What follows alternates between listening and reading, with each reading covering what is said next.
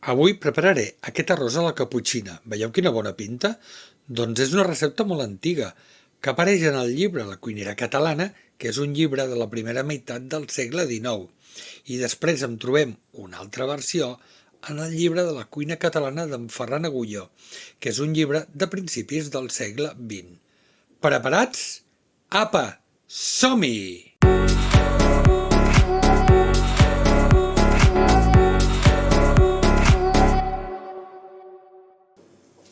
Primer de tot, posem a sofregir un pebrot tallat ben petit.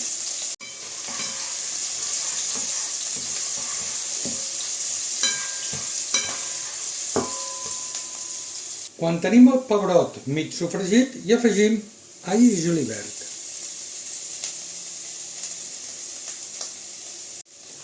Donem un parell de voltes i tot seguit hi afegim el tomàquet ratllat.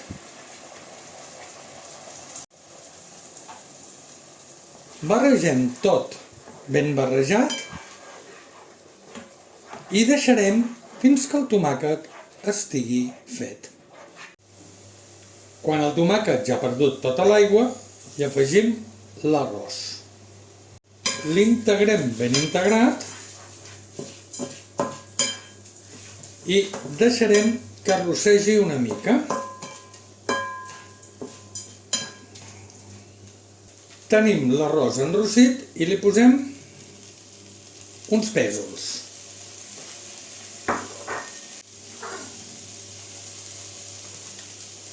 I tot seguit l'aigua, que la tenim bullint. I ho cobrirem.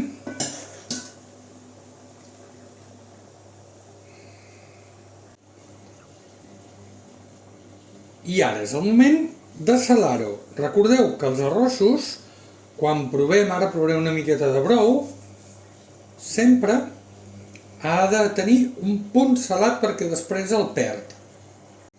Per provar els punts del sal, siguem higiènics. Agafem amb una cullera, ho passem una altra, que és amb la que ho posarem a la boca. Mai aquesta cullera la posarem a dins de la cassola. I ara deixarem bullir a foc mig entre 15 i 18 minuts depenent del tipus d'arròs. Un arròs bomba sempre ha de bullir més que un arròs rodó. L'hem posat en un motlle i desmotllem. I ara li posem un ou ferrat al damunt.